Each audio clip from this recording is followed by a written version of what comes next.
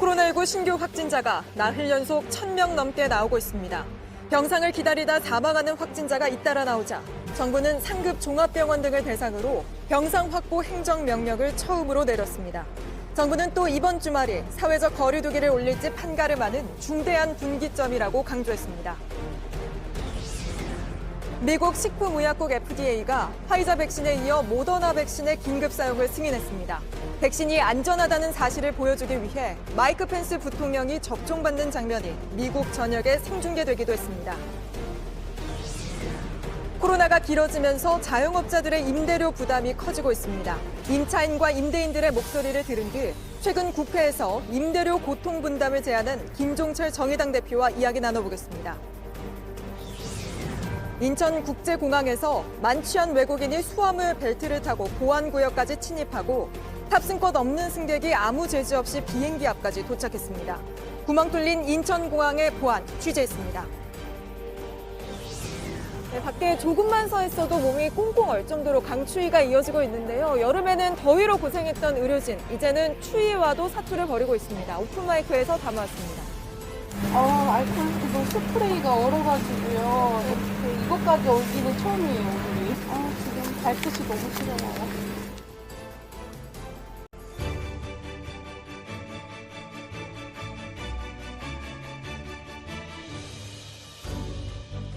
시청자 여러분, 뉴스룸을 시작하겠습니다. 오늘도 하루 사이 코로나19에 감염된 사람이 1,053명 더해졌습니다. 나흘 연속 1,000명을 넘기고 있는 겁니다. 사망자는 14명, 위중증 환자는 29명이 더 늘었고 요양병원에서 병상 배정을 기다리던 확진자가 사망했다는 소식은 오늘도 전해졌습니다. 정부는 처음으로 민간 상급 종합병원 등에 코로나 병상을 확보하라고 명령했습니다. 그리고 거리두기 단계에 대해서는 이렇게 설명했습니다. 이번 주말은 거리두기 단계 조정 여부를 판가름하는 중대한 분기점이 될 것입니다. 코로나는 요양시설까지 집어삼키고 있습니다. 특히 걱정되는 상황이죠. 먼저 서준석 기자가 요양시설의 집단 감염 문제부터 보도하겠습니다. 청주의 한 요양원입니다. 지난 17일 첫 확진자가 나온 이곳에서 오늘 60명의 추가 확진자가 확인됐습니다. 확진자 중에는 입소자뿐 아니라 종사자와 가족도 있습니다. 이외에도 서울 구로구 요양병원 및 요양원 관련 10명, 경기도 부천의 요양병원에서 17명 등 요양시설 관련 확진자는 오늘도 추가로 확인됐습니다. 방역당국은 최근 의료기관과 요양시설에서 일어난 집단 감염 26건을 분석했습니다. 이 중 19건은 간병인으로부터 전파됐습니다. 주로 개인 모임에 참석했다가 감염된 간병인이 시설로 들어오면서 코로나를 옮긴 겁니다.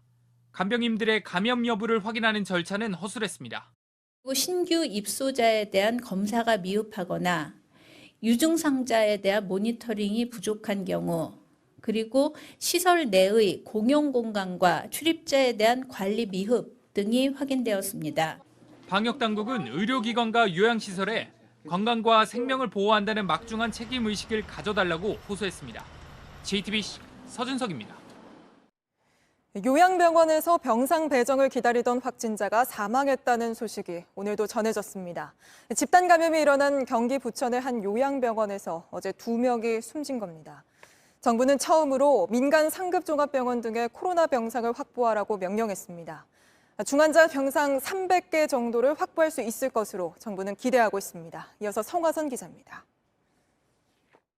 중앙사고수습본부가 어제 각 지방자치단체 등에 보낸 공문입니다. 상급 종합병원과 국립대학병원을 중심으로 중증 환자 병상을 확보하라는 행정명령입니다.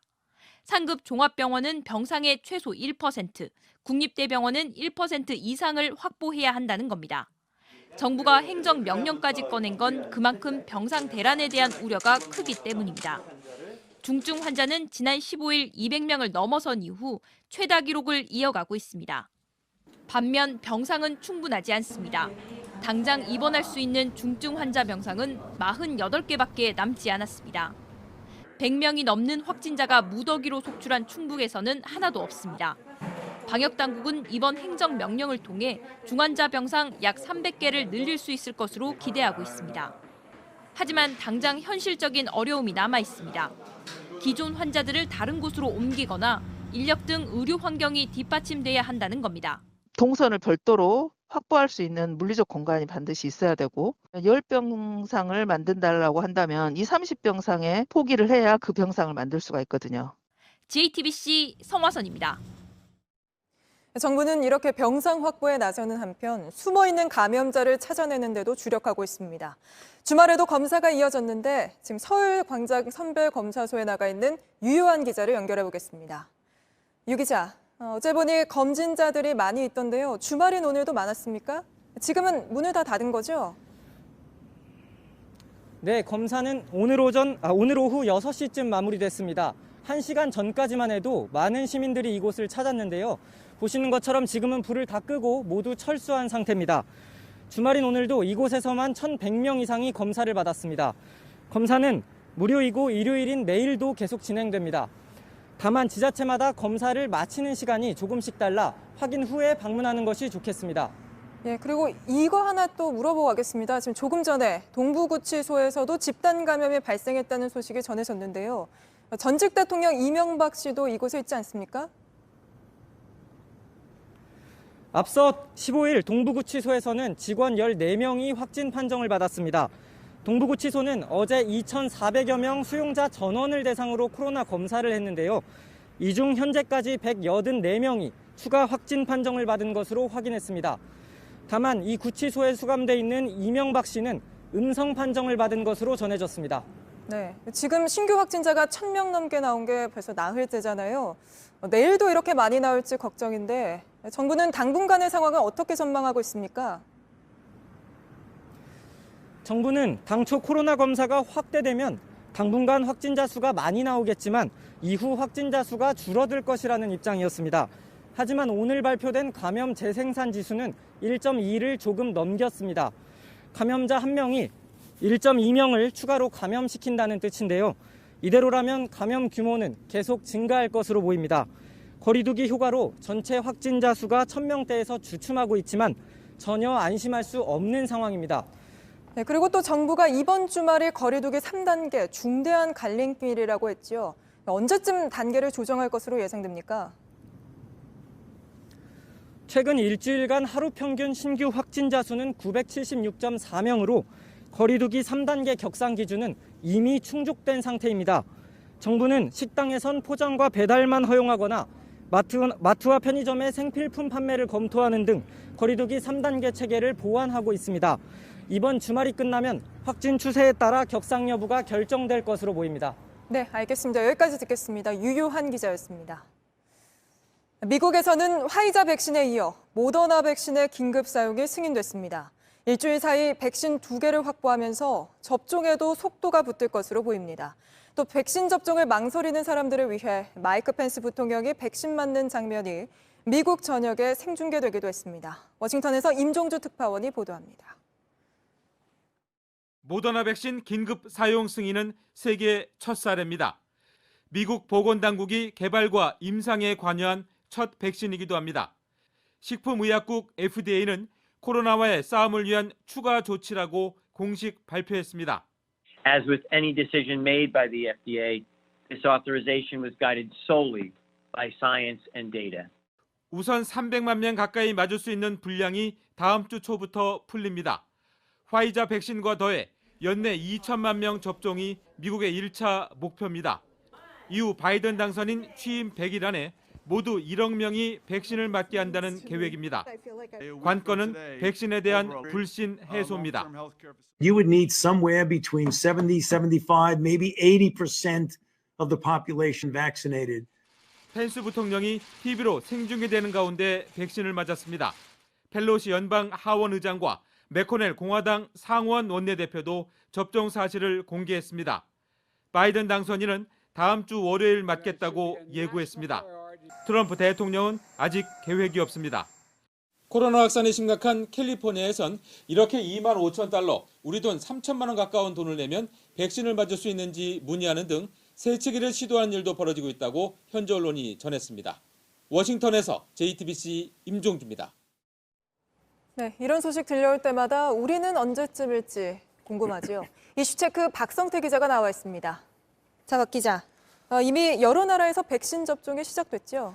예, 지난 8일 영국에서 처음으로 화이자의 백신이 접종이 시작됐고요. 14일에 미국과 캐나다 그리고 이스라엘은 20일입니다. 유럽연합이 27일에서 29일까지 각 국별로 시작하고 가까운 일본은 내년 2월로 예정돼 있습니다. 네, 그럼 우리는 언제쯤 백신을 접종받을 수 있습니까? 어제 보건복지부에서 백신 접종 계획을 밝혔는데요. 일단 들여오는 것은 내년 2월에서 3월에 아스트라제네카의 백신 1,000만 명분이 우리가 구매하기로 계약이 돼 있는데요. 도입할 계획이라고 밝혔습니다. 네. 오늘 JTBC가 취재한 바에 따르면 박능우 보건복지부 장관과 아스트라제네카의 회장이 지난달에 화상회의를 했는데 여기에서 일단 내년 2, 3월에 백신을 가져오기로 합의를 했다고 합니다. 다만 계약서로 명시는 안 돼 있습니다. 네. 근데 이 백신 도입 시기나 물량 확보가 뒤처져 있다는 비판이 많습니다. 왜 그런 거죠? 일단은 우리가 K-방역에 너무 자신하다 보니 여유를 가졌다는 평가가 많습니다. 지난 8일 박능우 장관의 얘기를 잠깐 보겠습니다. 정부가 백신에 대한 기본 태도는 물량은 사전에 충분히 확보하되 안정성이 충분히 검증될 때까지 조금 여유 있게 천천히 대처하자는 것이 기본 전략입니다. 예, 여유와 천천히 지금으로서는 상상할 수 없는 말인데요. 우리나라가 상대적으로 다른 나라에 비해 확진자가 많지 않다 보니 K-방역에 자신감을 가졌고 백신 확보에도 그만큼 여유를 가졌었다는 평가입니다. 네. 김윤 서울대의대 교수는 또 하나 문제점을 지적했는데요. 백신 회사에 먼저 투자할 때는 이 회사가 실패했을 때 이 예산 낭비의 위험성이 생깁니다. 네. 이거는 사실 지난 여름부터 이루어졌어야 되는데 의사결정자들이 이런 예산 낭비의 위험성에 대해서 감수할 것이다. 그러니까 적극적으로 투자하라라고 메시지를 줬어야 되는데 그렇지 못했기 때문에 방역당국에서 주저했다라고 평가했습니다. 네. 또 하나는 우리나라는 백신보다 치료제에 더 치중했다. 그러다 보니 백신은 상대적으로 덜 적극적이었다라는 평가도 있습니다. 네. 근데 뭐 백신과 치료제 둘 다 중요한 거 아닙니까? 그렇습니다. 그런데 우리나라의 경우 우리나라 일부 기업이 치료제의 경우는 임상 이상을 끝냈습니다. 네. 이 부분은 다른 나라에 비해서 크게 뒤처지지 않고 백신은 훨씬 돈도 많이 들고 다른 나라에 비해 뒤처지다 보니 우리나라가 치료제를 먼저 개발한다. 즉 K-방역의 효과에 신경을 쓰다 보니 치료제에 더 신경 썼고 이 부분은 의사결정자들의 관심이 분산되면서 네. 상대적으로 백신에는 덜 신경 썼습니다. 또 다른 전문가는 치료제를 그러나 방역의 수단으로 기대하는 나라는 없다라고 말했습니다. 네. 그러면 방역에는 치료제보다 백신이 더 중요하다는 뜻인 건가요? 그렇습니다. 일단 방역의 백신은 예방이고요. 치료제는 치료입니다. 즉 치료제가 물론 사망자를 줄이는 데는 효과가 있고 유용하겠지만 유행을 차단하는 데는 백신이 가장 기본적인 것이라는 겁니다. 그리고 치료에 들어갈 때도 일단 걸린 다음에 병원에 입원한 다음에 치료가 되지 않습니까? 네. 사실은 치료제만 있으면 의료 시스템에 부활을 주는 건 똑같습니다. 그런데 우리는 너무 치료제만 신경 쓰다가 백신에 상대적으로 소홀했다는 평가가 많습니다. 네, 알겠습니다. 여기까지 듣겠습니다. 박성태 기자였습니다.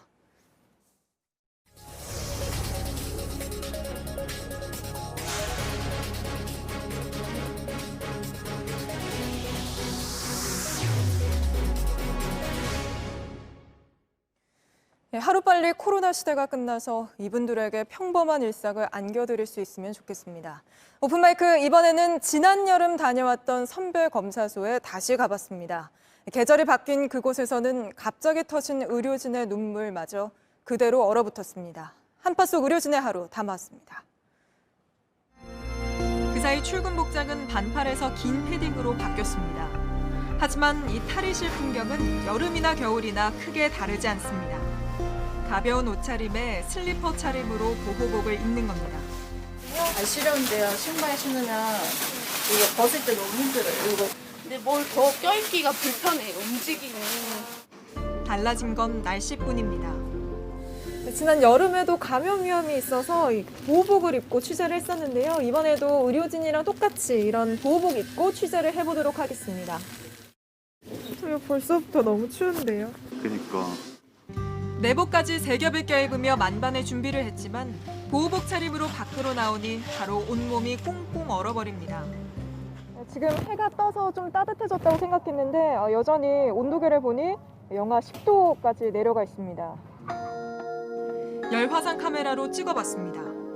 의료진과 난로를 빼고는 저온을 나타내는 푸른색 투성입니다. 가장 추운 곳은 영하 16도까지 찍힙니다. 이런 한파 속 몸을 녹일 수 있는 건 작은 난로 2개뿐. 하지만 의료진에게는 자기 몸보다도 먼저 녹여야 할 것들이 있었습니다. 텐트 바닥이 그렇고 얼었어요. 검체 채취할 때마다 뿌려야 하는 소독약이 그렇습니다. 이거 얼었어요? 네, 얼었어요. 이쪽은 펜이 안 나와 비상입니다. 볼펜이 다 얼어가지고 지금 엽서서 쓰셔야 되시는데 결국 핫팩을 양보하고 우선 제 손보다는 볼펜을 녹이고 있는데 핫팩을 쓰고 있어요. 그나마 남은 온기로 소독약을 녹입니다. 그럼 선생님 손은 더 차가워지잖아요. 네. 근데 이게 아니면 계속 수시로 소독을 해야 하는데 소독을 할 수가 없어가지고요. 이런 의료진이 안쓰러워 핫팩을 쥐어줬습니다. 이거 핫팩 잠깐 하세요. 감사합니다. 이거 핫팩 다시 내려놓으셔야 되는구나. 이렇게 내려놓으세요. 검사가 밀려와 손 녹일 틈조차 없습니다. 그런데도 민원은 끊이질 않습니다. 한 20분 이상 있으면 춥잖아요. 그러니까 민원이 매일 들어와요. 의료진은 한 명 검사 끝날 때마다 꼬박꼬박했던 손 소독. 보기만 할 땐 몰랐는데 직접 해보니 알코올이 그나마 남아있던 마지막 온기마저 앗아가며 손끝이 잘려나갈 듯 아팠습니다. 저는 딱 2시간 반 정도만 취재를 하느냐고 이렇게 의료진처럼 입고 한번 바깥에서 활동을 했는데요. 벌써부터 지금 손이 너무 얼어가지고 잘 벗겨지지 않는데 손이 완전 빨개졌고 이렇게 구부리기도 어려울 정도로 지금 손이 꽁꽁 얼은 상태입니다. 땀이 맺혔던 고글에 성에가 맺히기까지 그 긴 시간을 의료진은 어떻게 이겨냈을까? 시간이 어떻게 갔는지 모르겠어요. 코로나랑 이제 4계절을 다 보내신 거잖아요. 갑자기 눈물을 터뜨리는 의료진. 복받치는 감정을 한동안 추스르지 못합니다. 죄송해요. 아니에요. 어떡하지? 얼굴을 만지면 안 되기에 흐르는 눈물을 닦아내지도 못합니다. 야속한 겨울바람은 이 눈물마저 그대로 얼어붙게 만들었습니다. 마음 같아선 토닥토닥 따뜻한 위로를 건네고 싶지만 그조차도 허락하지 않는 코로나. 다시 시작한 인터뷰에서 의료진은 눈물의 이유를 이렇게 설명했습니다. 아이가 3명 있는데 올해는 진짜 아이들하고 있는 시간이 별로 없어서 그게 좀 생각이 나요. 그리고 마지막으로 하고 싶은 말이 있냐는 질문엔 이렇게 답했습니다. 국민 여러분들도 조금만 더 신경 써서 모이지 말아주세요. 제발 진짜 모이지 말아주세요. 스키장 사진 보고 진짜 너무 속상했어요. 또 모여 있는 것만 보면 괜히 겁부터 나고 현장에서 워낙 오래 있다 보니까 그냥 사소한 그런 거 하나하나가 다 이제 불안감으로 다 다가와요. 저는. JTBC 한민용입니다. 이용구 법무부 차관이 지난달 술에 취해 자신을 깨운 택시기사를 폭행한 사실이 뒤늦게 알려졌습니다. 당시 경찰은 교통안전과 상관없는 아파트 단지 안에서 일어났고 또 피해자가 처벌을 원치 않았다며 사건을 마무리했습니다. 하지만 일부에서는 운행 중 운전자 폭행에 해당하는 법을 적용했어야 한다는 목소리도 나옵니다. 김지성 기자입니다. 서울 서초동의 한 아파트입니다. 지난달 초 이 아파트 단지 안에서 술에 취한 손님이 택시 기사에게 행패를 부린다는 신고가 접수됐습니다. 신고된 손님은 이용구 법무부 차관이었습니다. 당시엔 변호사였습니다. 밤늦은 시간 택시기사가 아파트에 도착해 깨웠는데 이 차관이 욕을 하고 멱살을 잡았다는 겁니다. 운행 중인 자동차 운전자를 폭행하면 특정범죄 가중법에 따라 처벌받을 수 있습니다. 승객이 타고 내리기 위해 잠깐 차가 멈췄을 때도 마찬가지입니다. 하지만 경찰은 특가법을 적용하지 않았습니다. 단지 안에서 차가 완전히 멈췄을 때 생긴 일이기 때문이라고 설명했습니다. 아파트 안내이기 때문에 어떻게 보면 교통안전과 질서를 전혀 우리가 전혀 없는 장소죠. 단순 폭행 혐의를 적용해 내사종결 처리했습니다. 특가법과 달리 단순 폭행죄는 피해자가 원해야 처벌이 가능한데 택시기사는 처벌을 원치 않는다는 의사를 밝혔기 때문입니다. 법조계 일각에선 이 차관에게 특가법을 적용했어야 했다는 지적이 나옵니다. 한 형사정책 전문가는 JTBC에 기존 판례에서는 운전자가 계속 운전할 의사가 있는지를 중요하게 판단한다고 말했습니다. 다른 손님을 태우러 가는 등 택시기사가 계속 운전할 수도 있기 때문에 특가법상 운행 중으로 봐야 한다는 겁니다. 취재진은 이 차관의 입장을 들으려 했지만 연락이 닿지 않았습니다. JTBC 김지성입니다. 인천국제공항 모습 하나 보여드리겠습니다. 짐이 옮겨져야 할 곳을 사람이 기어갑니다. 한 외국인이 술에 취해 보안구역에 무단으로 들어간 뒤 잠금 장치까지 뜯어냈습니다. 보안에 구멍이 뚫린 건데 이 사건 말고 또 다른 일도 있었다고 합니다. 강현석 기자입니다. 한 남성이 수화물 벨트를 기어가다가 어디론가 들어가 사라집니다. 들어간 곳은 인천공항 3층 수화물 검사실. 네팔인 27살 K씨는 100여 미터를 기어간 뒤 공항 2층 보안구역인 폭발물 검색구역에서 술에 취해 잠든 채 발견됐습니다. 자신의 나라로 돌아가려고 검사실 앞 철제 셔터의 잠금 장치를 뜯어냈습니다. 서울지방항공청은 출입 통제 실패로 보고 과태료 500만 원을 부과했습니다. 이에 대해 공항 측은 사건을 막기 어려운 측면이 있었고 공항 운영에 장애가 발생했던 것은 아니라며 이의를 신청했습니다. 한 몽골인 남성이 출국장을 통과합니다. 손에 든 종이는 비행기 E-티켓. 반드시 출국장에 들어가기 전 탑승권으로 바꿔야 합니다. 그런데도 이 남성은 E-티켓만으로 출국장을 빠져나가 비행기 바로 앞 게이트까지 도착했습니다. 항공사 확인을 받았다고 말하는 데다 예약 정보만 담은 E-티켓의 바코드까지 정상으로 인식되자 그대로 믿고 들여보내준 겁니다. 비행기가 떠나기 15분 전 항공사 직원이 좌석을 묻는 남성의 E-티켓을 보고 그제야 발권되지 않은 사실을 알았습니다. 인천공항 측은 지난달 예약 정보가 아닌 발권 정보만 인식하도록 시스템을 바꿨다고 밝혔습니다. JTBC 강혜석입니다. 지금부터는 임대료 얘기를 해보겠습니다. 누군가에게는 밥벌이일 텐데 가게 문을 아예 닫게 하거나 영업을 제한한 그 이유, 코로나로부터 우리 모두의 생명을 지키기 위해서였죠. 그렇다면 그 과정에서 일어난 피해 역시 자영업자 혼자 부담할 것이 아니라 우리 사회가 함께 나눠줘야 하진 않을까요? 먼저 자영업자들 상황부터 여도현 기자가 보여드리고 최근 국회에서 임대료 부담을 함께 나누는 방안을 제시한 김종철 정의당 대표와 좀 더 짚어보겠습니다. 집합금지 명령으로 지난 8일부터 문을 닫은 코인 노래방입니다. 임대료는 이미 3달치가 밀렸습니다. 12월 매출이고요. 총 합계는 이제 300만 원 정도. 이번 연도 2020년 12월 총 합계가 이제 32만 5천 원. 임대료가 250 정도. 상가 주인에게 임대료를 깎아달라고 말해봤지만 소용없었습니다. 월세 지금 밀린 거 봐준 것만 해도 감사하게 생각하라는 연락만 지금 받고 있고요. 적자를 메우기 위해 배달과 대리운전까지 하지만 역부족입니다. 지금 배달을 열심히 하고 있는데 배달하고 있는 오토바이도 압류가 되지 않을까. 또 다른 가게의 사정도 마찬가지. 이 PC방은 한때 집합금지로 문을 닫았다가 다시 영업을 시작했지만 매출이 임대료에 비해 턱없이 적습니다. 영원으로 쭉 가다가 9월 달에 이제 첫날 오픈해서 6만 3천 원. 조금 살아나기 시작하다가 다시 반복이고. 네, 깎인 적 없어요. 3,800돈이 나가요. 정부가 나서야 한다고 말합니다. 임대료도 반만이라도 나라에서 적극적으로 좀 나서줬으면 하는 겁니다. 민주당 이동주 의원은 감염병 등으로 인해 영업이 제한되는 동안 임대료 감면을 의무화하는 법안을 발의했습니다. 정의당에서는 국가와 임대인, 임차인이 임대료를 3분의 1씩 부담하자는 제안도 나왔습니다. JTBC 여도윤입니다. 네, 방금 리포트에서도 나왔죠. 정의당 김종철 대표는 집합금지가 된 상가 임대료를 임차인과 임대인 그리고 정부가 3분의 1씩 임대료를 공동 분담하자고 제안했습니다. 직접 스튜디오에 모셨는데요. 좀 더 깊게 이야기 나눠보겠습니다. 김 대표님 어서 오세요. 네, 안녕하십니까. 안녕하세요. 그 김 대표님 안에 따르면 임대료 30%는 임대인이 내는 건가요?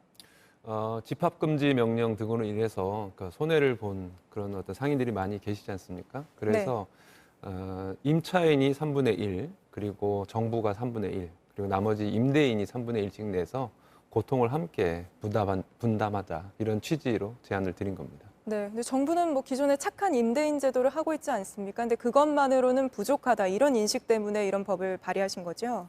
네, 그렇습니다. 올해 9월까지 통계를 보니까 그 전국의 상가라든가 전통 시장에서 임대료를 깎아준 상인이 4,090여 명 정도 되시더라고요. 네. 근데 전국의 소상공인 사업체가 한 270만 개가 되니까 너무나도 부족한 숫자죠. 네. 그래서 임대인의 선의에만 기대하기는 이제 좀 어렵다. 그래서 좀 긴급한 조치가 필요하다 이렇게 생각합니다. 네. 하지만 만약에 그 안대로 간다면 그 임대인들의 반발도 만만치 않을 것 같은데요. 저희가 임대인분들 목소리를 좀 담아왔습니다. 한번 들어보시죠. 정부나 은행에서도 대출 이자나 보유세나 각종 있잖아요. 그런 거는 전혀 지금 깎아주거나 이런 게 없잖아요. 근데 무작정 그 무슨 임대인만 희생을 강요하고 연 2.5% 막 이렇게 3% 수익률이 거기다 이제 공시를 하고 각종 세금에. 네. 좀 어떻게 들으셨습니까? 사실 그 힘든 부분이 있다는 것도 알고 있습니다. 예를 들면 건물을 사거나 어떤 그렇게 했을 때 은행에서 이제 많이 대출도 받으셨을 수 있고요.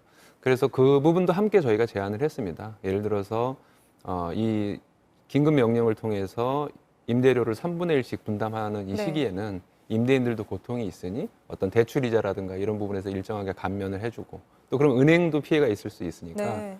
고액 예금에 대한 이자 지급도 좀 일정하게 유예하거나 줄여주는 그런 방안도 함께 이루어져야 될 것으로 생각합니다. 네. 또 임대인 반발도 그렇고요. 사실은 이게 어떻게 보면 상가나 건물 같은 경우에는 양측이 계약한 상황인데 이것을 국가가 중간에 개입할 수 있는 문제인가 또 이런 지적도 나오거든요.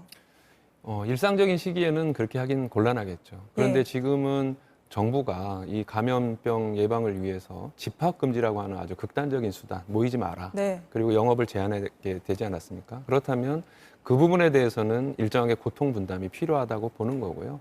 예를 들면 저녁 9시 이후에 어떤 사람이 나는 더 이 집에서 밥을 먹고 싶다. 그리고 상인들도 동의했다 그러면 그것도 사적 계약이 성립한 거 아닙니까? 네. 하지만 국가가 그거는 못하게 하기 때문에 마찬가지로 임대료 문제에 있어서도 국가가 어떤 이렇게 고통을 이렇게 분담하자 하는 것도 충분히 할 수 있는 조치라고 생각을 합니다. 그러면 그 3분의 1씩 분담하자는 것이 이제 법을 통해서 그러니까 법제화하자는 뜻인가요?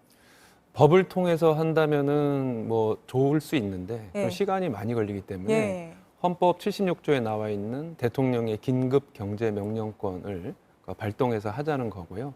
그리고 이것을 항상 이렇게 3분의 1로 하자, 25%씩 하자 이런 것은 법률에다 근거하기는 규정하기는 너무 세세한 거고 법률에는 장기적으로 최소한의 근거만 만들고 어떤 상황에 대한 판단에 따라 대통령이 재량을 발휘하는 게 좋을 것 같습니다.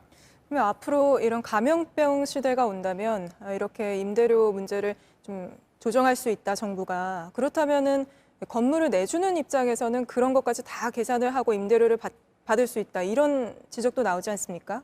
네, 그렇게 해서 무슨 어떤 요즘 감성주점이라고 이렇게 네. 춤도 출 수 있는 이런 데는 그 감염 우려가 있으니까 잘 받지 않을 수도 있지 않냐 이런 네. 얘기들도 있는데 만약에 그렇게 되면은 그 분야에 진출하려고 하는 어떤 상인들이 줄어들어서 오히려 좀 임대료가 좀 싸지고 그래서 좀 임대료 조정이 있을 수 있기 때문에 네. 단정적으로 어떤 분야는 좀 피해를 보지 않겠나 이렇게 볼 수는 없을 것 같습니다. 네, 그리고 또 정부 부담 얘기도 한번 꺼내봐야 될 것 같은데요. 지금 정부는 3단계 되면 집합금지 되는 곳이 112만 개라고 하고 있는데 이런 부분을 다 정부가 3분의 1씩 분담을 한다고 하면 예산은 좀 얼마나 나옵니까? 저희가 추산할 때는 1년 내내 하는 것이 아니라 저희가 이제 대략 이 위기 상황인 한 2개월에서 3개월 정도 한시적으로 하는 거기 때문에 그렇게 크지 않다고 보고 있습니다. 저희 추산으로는 대략 5조 원 플러스 알파 정도라고 생각을 하는데요. 네. 전국에 이렇게 비거주용 토지 건물 자산이 한 3,700조. 거기에 임대 수익률 5%, 네.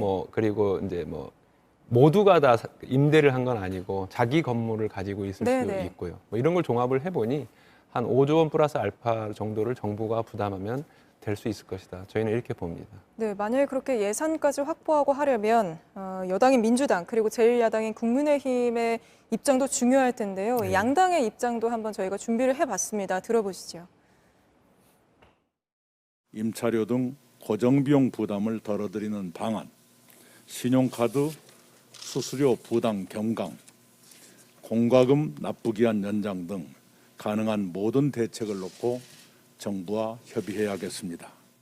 다른 나라처럼 재정이 어떻게 뒷받침해 줄 거냐 하는 그런 측면에서 노력을 해야지 민간 기업의 가액 결정에 대해서 정부가 이래라 저래라 하는 것은 제가 보기에는 옳지 않다고 생각합니다.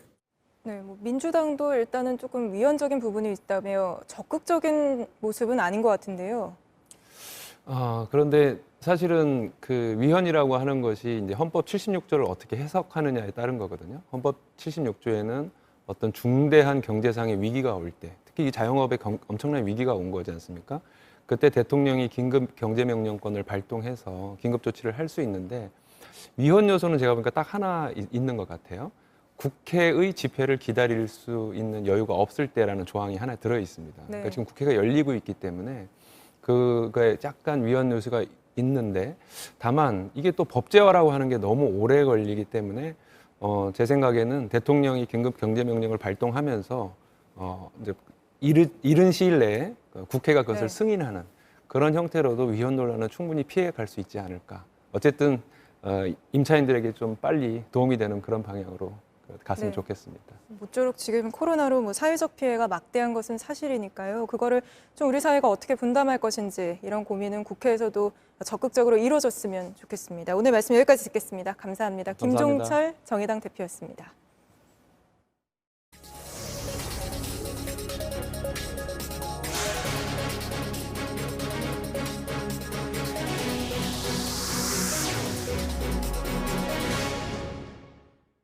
뉴스룸이 끝난 뒤에는 이규현의 스포트라이트가 방송됩니다. 경기도 한 교회에서 벌어졌던 성폭력과 노동착취 의혹을 심층 추적했습니다. 피해자들은 아이들을 돌본다는 명목으로 20년 가까이 저질러진 일이라고 주장하고 있습니다. 날씨입니다. 내일도 매서운 추위가 이어지겠습니다. 서울은 내일 아침 최저기온이 영하 7도까지 내려가며 예년보다 춥겠습니다. 경기 북부와 강원 영서, 충북 북부와 경북 북부는 영하 15도 안팎까지 떨어질 것으로 보입니다. 또 전북 서해안과 제주도 산지는 내일 오전까지 눈이 오는 곳이 있겠는데요. 예상 적설량은 1에서 5cm 미만입니다. 저희가 준비한 소식은 여기까지입니다. 오늘 엔딩곡은 특별한 분이 정해주셨습니다. 오픈마이크에서 전해드린 선별검사소 의료진인데요. 오늘도 추운 날씨에 고생하셨을 텐데 작은 위로가 되길 바랍니다. 또 각자의 현장에서 애쓰고 계신 모든 의료진 분들께 감사와 경의를 표하겠습니다. 오늘도 시청해주신 여러분 고맙습니다. 오늘을 보내지 못하고서